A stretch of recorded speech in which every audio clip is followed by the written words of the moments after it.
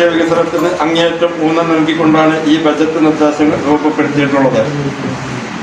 കാർഷിക മേഖലയിൽ നെൽകൃഷിക്ക് കൂടുതൽ ഊന്നൽ നൽകിക്കൊണ്ടാണ് 2026-27 വർഷത്തെ പദ്ധതികൾ നമ്മൾ വിഭാവനം ചെയ്തിട്ടുള്ളത്. നെൽകൃഷി വികസനത്തിനായി ഈ ബജറ്റിൽ 27 ലക്ഷം രൂപ വകയിരുത്തുന്നു. ഈ തുക ഉൾപ്പെടെ 71,97,142 രൂപ കാർഷിക മേഖലയിൽ വകയിരുത്തുന്നു. തെരുവ് നായ്ക്കൾക്ക് വിഷബാധ പ്രതിരോധ കുത്തിവയ്പ്പ് പദ്ധതിക്കായി വകയിരുത്തിയ 50,000 രൂപ ഉൾപ്പെടെ മൃഗസംരക്ഷണ മേഖലയിൽ 17,17,000 രൂപയും വകയിരുത്തുന്നു. സ്വന്തമായൊരു പാർപ്പിടം എന്നത് ഏതൊരു വ്യക്തിയുടെയും സ്വപ്നമാണ്. ആ സ്വപ്ന സാക്ഷാത്കാരത്തിന് കൈത്താങ്ങ് നൽകുക എന്നതാണ് പ്രാദേശിക സർക്കാരുകളുടെ ഉത്തരവാദിത്വം.